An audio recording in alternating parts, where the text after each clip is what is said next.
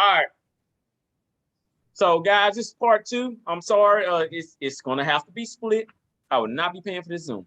That just will not happen. This is talking about upgrade. Man, I would not be upgrading to pay for no Zoom now. But anyway, man, look, man, why you laughing, man? I don't care. Ain't never. Hey, Man, I don't use neither. Zoom enough. I'm not either. So that's why I was like, he on the same thing I'm on. Yeah, I'm not gonna pay for this, man. So, but anywho, so like you say, man, when we get to College Station, and I was speaking with my wife. It's during our like anniversary weekend or so, and I went back in there and asked her today. I say, hey, you figured out what we're gonna do for anniversary? We ain't gonna probably. Are we probably gonna stay here? Like, I'm like, all right, look here, man. We stay here. All I'm gonna tell you is this here. I'm gone. All right, because man, that game's at 8 p.m. Sun gonna be down. It's gonna be cool. We're gonna get to walk in and relax. Ain't gonna be hot and sweaty. I'm telling you now, man. College Station is about to be on fire for Miami. There's a lot of Miami fans that have put this on the bucket list. They put this on the bucket list for years now. Yeah. Although College Station is nowhere near as big as Miami. Okay. Yeah, we all know this. It's still a college town. It's a true college town. Yeah. All right. Just like Athens, Georgia. That is a true college town. Tuscaloosa, college town. Austin is the state capital, people. All right. So it's not that big of a college town. It's a mixture of everybody around Texas for sure.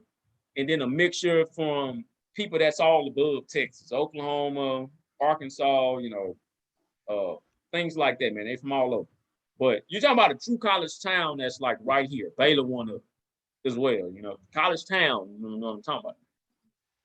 So it is something to see that experience. And it's a lot of people that haven't been to College Station. Yeah. Lamar Stewart, for one of them. No, I'm lying. Smart been down here a couple of times, but just to literally be in the atmosphere of when an actual game is going on is what's crazy. You know what I mean? So we say that, and back to these wide receivers. So you were speaking on the simple fact of, man, what did we leave off at? I know it wasn't about Chase Lane anymore. But you were saying, you were saying something about something. About the receiver complaining about the quarterback play by not catching the ball. Yeah. They catch the ball with their body, not their hands. Mm-hmm. So just literally not. Just come on, man. Y'all gotta catch the ball. So will that change this year? Oh yeah, yes. For sure. I believe Anaya Smith will be one of the best products. One of the best. I didn't say the best. Will be one of the best products that Jimbo Fisher has ever developed at the wide receiver position. Yeah, he good. All right. You talking about being up there with Kevin Benjamin, and a lot of other Florida State guys that has left and went and made a living in the NFL. The only reason why Kevin Benjamin isn't playing anymore in the NFL is because of injuries, man. I'm so tired of people talking about, where's the wide receiver there for Jimbo now? Only reason why Kevin Benjamin isn't playing is because he got hurt in the NFL. But those guys do when they go to the NFL, ain't got nothing to do with Jimbo Fisher anymore. Also, you have to understand that people have to understand, not you per se, that guys in college don't have a choice. They have to follow a regimen. They have to be up at a certain time. They got to do this. Mm-hmm. A lot of guys that don't make it in the league is because they don't got no self-discipline. Right. And that's why I say, man, a lot of people got to stop bringing that up. In which, like I say, this is going to be the first time in a long time where Evan Stewart and Chris Marshall are going to go to the first round draft in the same year. All right, they're going to both get drafted in the same year. I have no doubt about it. That's going to be the first time when you see two wide receivers from Texas A&M going the first round in a draft. That's going to shock the hell out of us. But then again, it's not. But it's going to shock the entire college football world because people are going to know now going forward, like, man, I think I go play up under A&M, hey, you know what? I ain't, man, I'm not finna go over that Ohio State. I'm not finna go to Alabama. I'm finna go right down the street, my backyard right here in the state of Texas. And I'm finna go commit to Texas A&M. All right. And that's just gonna be that. However, we will continue to stretch out globally. Jimbo Fisher made that known in this first year. That's what I don't think gets enough respect from everybody, of the simple fact that Jimbo Fisher said on his recruiting that, man, look, hey, man, we are a national brand. We're global. We're not regional. So the regional part, you can dismiss me on that. I knew it was solidified when he went over there to New Jersey. We went and got that boy from over there and that tight end. Where you from? No, it ain't no. Nah, he from it's not Australia. Man, where did he come from? I can't remember where we came from, but we do know it's from. And right now, he's actually at A&M. So he's also fighting for playing time on the field. The tight end room is so deep. I've never seen that tight end room that deep before, period. So we can honestly say that. The wide receiver room it's not that deep anymore, but it's still deeper than what it needs. And there was a lot of guys that got hurt last year, wide receiver. Yeah. So, look, the guy I want to talk about is him here. I want you to tell me what you think about him. Ezekiel Jones. I think he's going to be underrated this year. I think he's going to come out and make one of the biggest impacts for that team. And everybody going to be like, man, when the hell took him so long to be like how he is now? I want to say that. I want to believe that. Now, when he's been on the field and gotten the ball thrown his way, he's been pretty consistent. But, bro, he get hurt. He's so fragile. He is so fragile. And that's true. All the reason I'm saying something about not really being iffy is because a lot of his routes are across the middle of the field. So he's going to get hit. Mm-hmm. He don't need to be getting hit. So do you think they have more on the curl route? Curl, I think he'll be more curl to flat. What a flat. I think he'll be something similar to Lane. Like third down, you better. They probably, you know what I'm saying, they ain't worried about them over there. We're gonna lock him and Evan up, and whoever else. If they beat their man, then they open. I feel like he'll be a possession receiver on third and short, second and short. We're nine. He gonna be one of those guys. They're gonna be looking for him. They're gonna key on him. Yeah, I honestly think that we're gonna make a living on third downs this year. Just like how it was in 2020, where we was like above 65% on third downs. I think we was like 60 or 65, dude, which is insane. And that's the reason why we were 9-1 like that. We were above third down percentage. We completely shut them out the room. I believe you're gonna have that this year, and it's gonna come down to these wide receivers converting on a lot of that. Another guy I want to talk about, because these are guys that don't get Jalen Preston. Jalen is by far the most experienced receiver on that team now. And Ezekiel Jones, bro. They are by far the two most experienced guys on that team. I mean, on that wide receiver. I got Jalen going off. I got him being about a 7. I think he'll be about a 600-700 yard receiver, 4 or 5 touchdowns. Yeah. And the reason I say that, he's been there so long, and Jimbo is never kind of, you know how, like, you can tell when a coach kind of like, oh, he's just here on the roster, he eventually gonna leave. Jimbo's always talking about, hey, 5, he's turned the corner, and he has. Jalen Preston, when he came in, he was so much better than, he's one of the kids that was so much better than the kids in high school that he didn't have to work hard. He didn't have to grind. And when he got to college, it was like, oh, well, that worked there, but it don't work here. So he had to learn how to take care of his body. He had to learn how to manage his weight, how to eat right. He had to learn a regime. He got that. I mean, we seen that last year. mean, look at the play he made against LSU. He catch the ball, stop on the dime, cuts upfield, runs up the sideline, juke, cuts across field and score. Outruns a 5-star corner to the end zone. He did, and that was just per route running, and that was knowing where everybody was gonna be on the field at. So that is true, there, bro. That's true. Yeah, that's cerebral. That's what I'm saying. Everybody that Jimbo is recruiting, everybody that's gonna touch the field for Jimbo is gonna be cerebral. If you ain't got it here, you don't know what. If you don't know where to go, you can't be on the field. Yeah. Now, notice what you said. You see how we've gotten away from talking about 2022 recruiting class? Why? Because everybody believes that we all want to put everything on that recruiting class. And that's only one recruiting class. Right. We want to put them together. Yeah, we've been top 10 the last 3-4 years in a row. I know it was like 8, 6, 5, 4, and something else. That's what we're doing. We're putting them all together. This is the reason why I believe that Haynes King will have a breakout year this year. He got too much talent around. Yeah. Haynes King talented himself.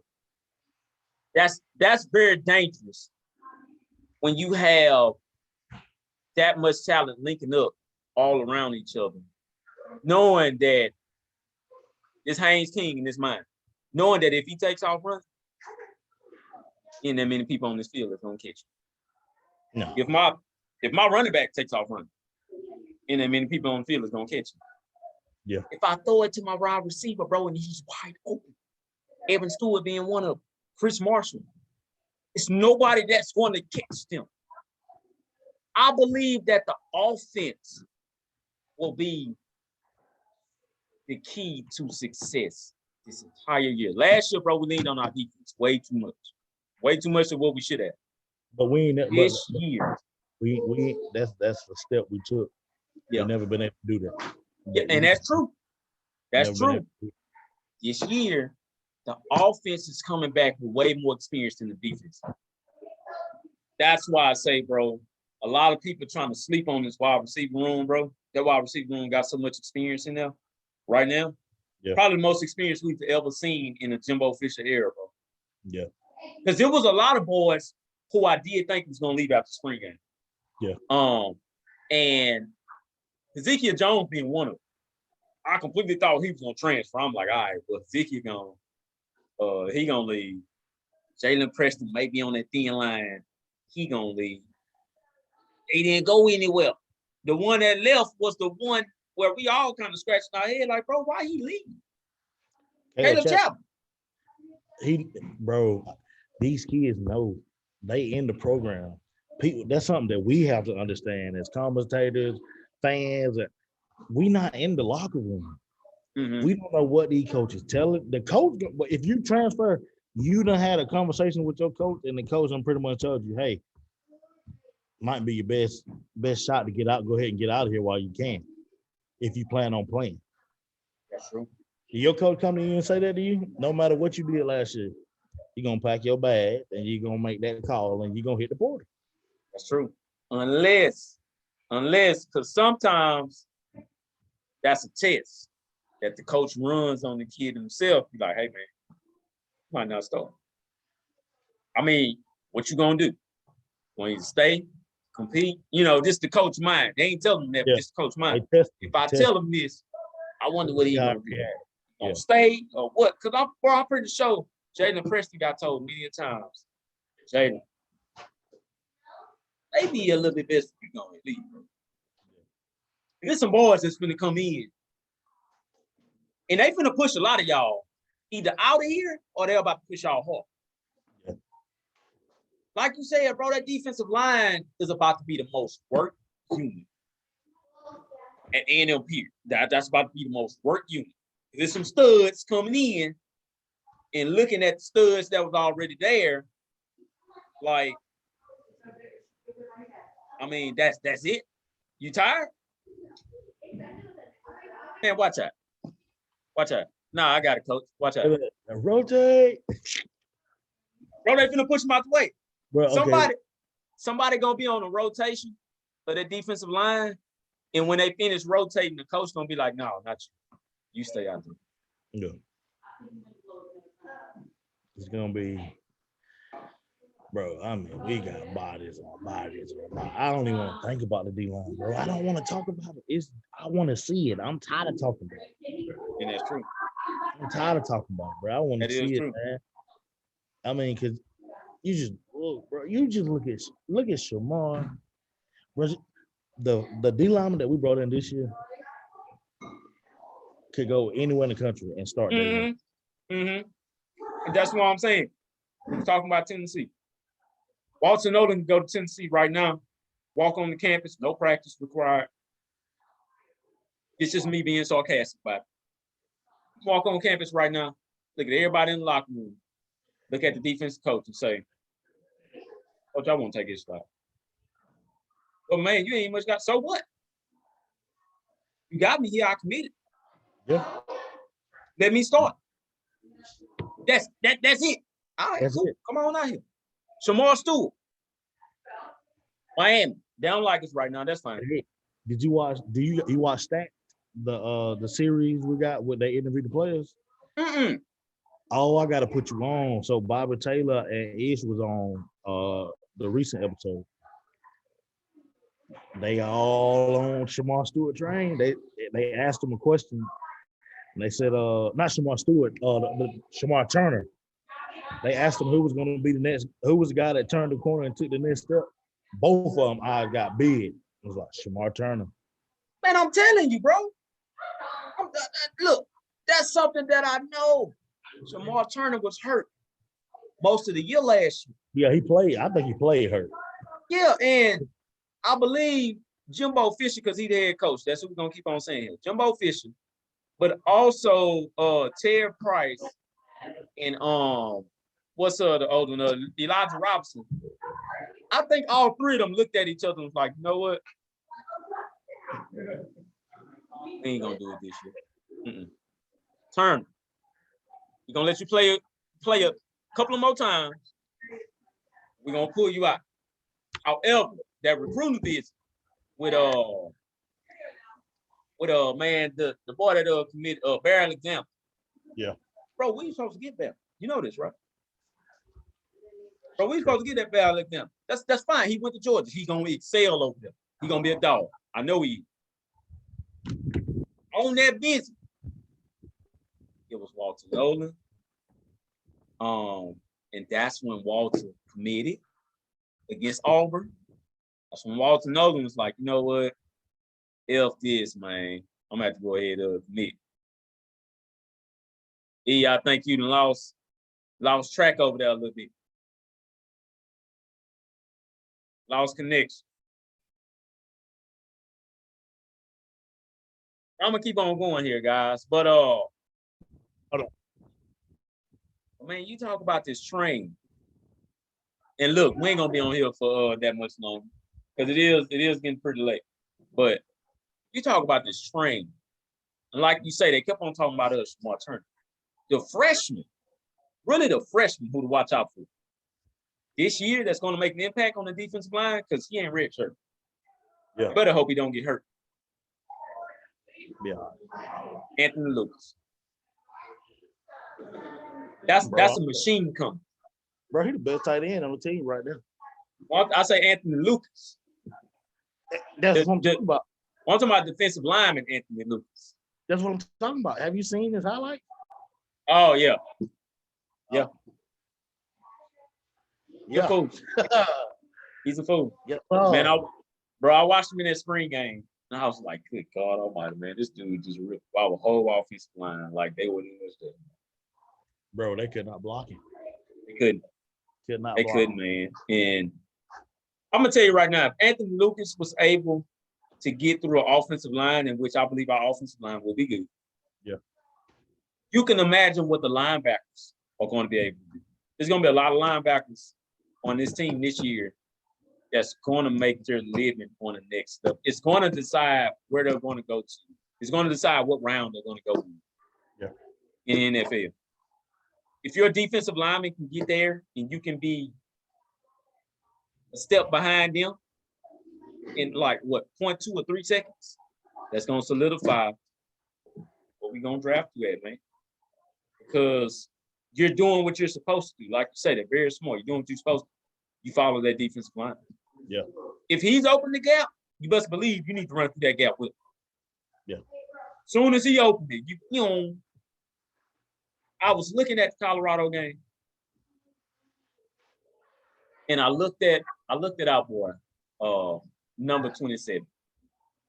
But that boy was all. Hey, honestly, I paid him a lot of attention, but that game specifically, once, bro, he's so rangy. He was all over the field. Antonio Johnson made no sense in that game. Bro, he didn't. They got him Wow. right now. Mel Kiper done got him as the number one defensive back coming out. And he has to be. The play that he made when that wide receiver was that wide open and caught that ball, he went over there and hit him and made a move on the ball and the wide receiver at the same time. The freaking ball out, dude. Yep. Knocked it out. How the way he got in the backfield. And yeah, man, we playing Colorado. I know that. He took advantage of that game for sure. Yeah. How the way he got in that backfield as soon as that running back caught that screen pass was ridiculous, man.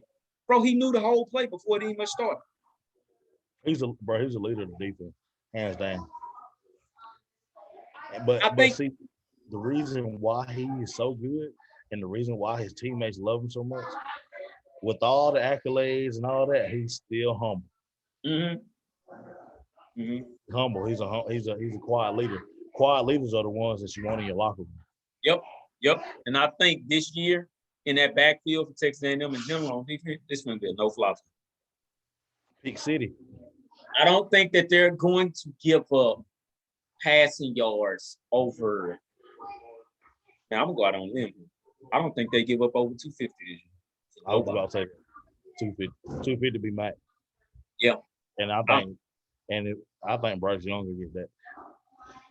I do. I think Bryce Young gonna have 250 passing, with 2 or 3 touchdowns. I'm gonna just go ahead and throw that on in here. With about 2 or 3 touchdowns. He's gonna have to run this time. He's gonna have to really, really, really run. Bryce don't like running, bro. He does not like running around on that field. I've seen too many Alabama games to know that Bryce Young does not like running. He likes to be a true pocket passer. They're going to get him out the pocket this year. A lot of people thinking that, it's going to be a beatdown in Tuscaloosa. Yeah, because we playing Tuscaloosa this time. Nobody's scared to play in Tuscaloosa anymore. I'm sorry, man. Look, people can say what they want to say. We've been down there. That game in 2020 in which Kellen Mond, it would have been a couple of things that just went the other way with Kellen Mond. In that receiving court, that game would have been lost by probably, I'm going to squeeze it out, maybe 2 touchdowns. Yeah. That's about it. Maybe even just a touchdown, to be honest. But A&M is not scared of them anymore going down there, man. They gave them a game in that first half in Tuscaloosa 2 years ago like crazy. Yeah. I mean, that was plays where the tight end was literally wide open. Yeah. And it wasn't an Alabama player in sight. And that was a team where I think it was about 9 players came off that team that got drafted. Yeah. 5 of them win the first round? 5. I don't think A&M ever forgot how the way they did them in Tuscaloosa. Yeah. When they had about 3 wide receivers just going crazy on them. I think until that day, man, Jimbo Fisher and them defensive back coaches looked at each other like, oh, hell no, man. I ain't ever getting this up. That was embarrassing. It was. No, I'm totally honest. That was embarrassing. And they kept on going with it. They kept on embarrassing. I think going into Tuscaloosa this time, like I said, man, definitely make that a no-fly zone. So guys thinking that they're going to catch up with 50 yards with 1 go route once or twice out the game, they're not going to let that happen to them. Now with Bryce Anderson, the freshman back there, now with Antonio Johnson, I would a lot of those guys. I don't even much think Jalen Jones is going to give up that many passes in that game, man. I'm going to be serious. I don't think he's going to give up that many passes, period, this year. I got Jalen being a breakout corner this year. And I think this is his year where his stock is going to pull out. Yeah. He's going to get on up out of it. Because there's no reason for him to stay 4 years. Ain't got a reason to.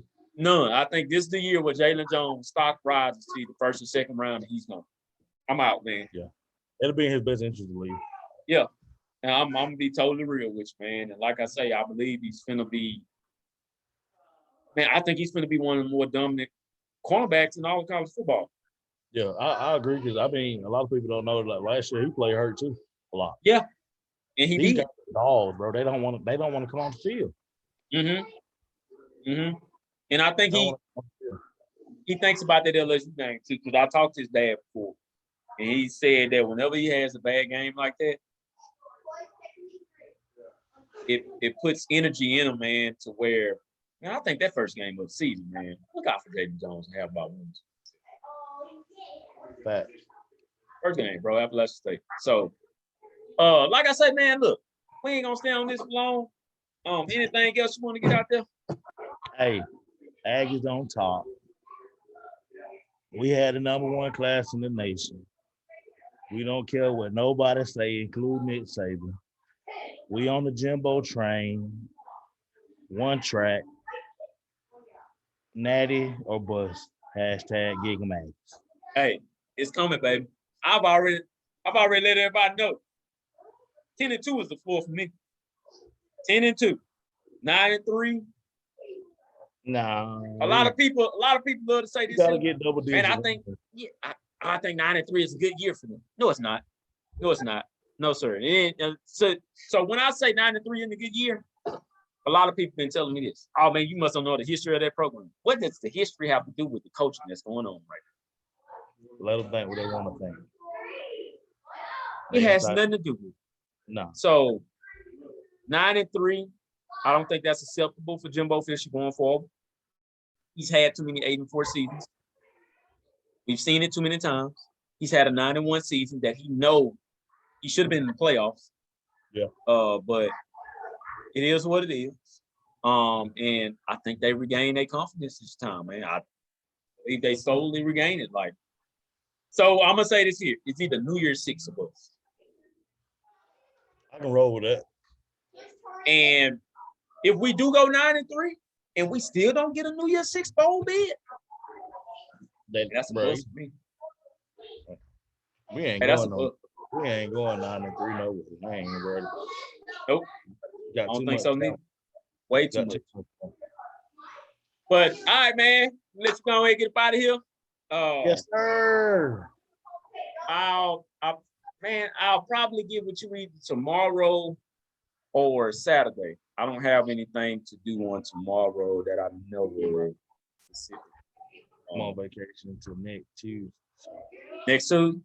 Yeah, you call me whenever. You text me whenever. All right, cool. We're going to try to do this thing a little bit early.